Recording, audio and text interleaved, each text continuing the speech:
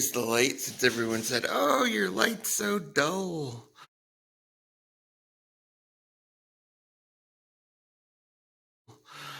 There you go. It honestly looks pretty damn decent. Um, I got a bracket that's up here that goes in the steering tube that opens up, kind of like an old stem. I wanted the threaded stems. But anyways, same principle, how it's inside and opens up. It's clamped that way. But yeah, I mean, all in all, this really doesn't look bad. I mean, we'll change some stuff. I literally just threw it on. But just an idea, folks. I mean, that's not bad at all looking. It really gets like a motorcycle look. It doesn't draw a lot of voltage. It's anywhere from 12 to 36 volts.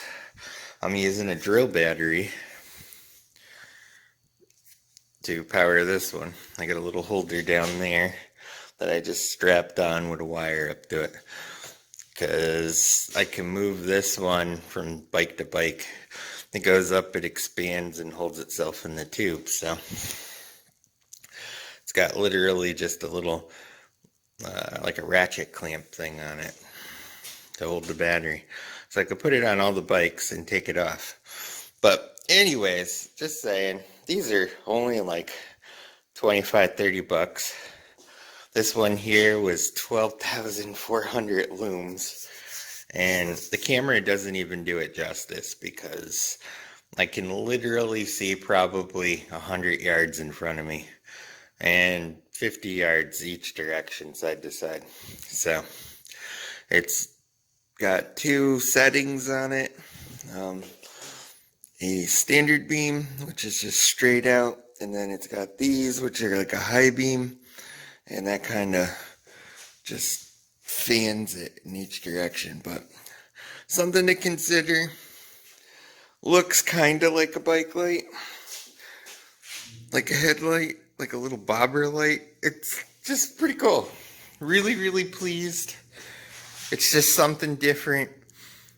It doesn't take a lot of voltage, a lot of amperage. This drill battery will probably run for 10 hours, that light. So, alright, peace out.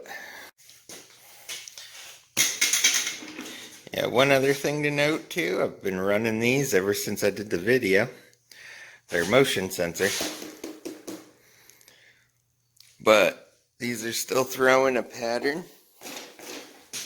Beautiful.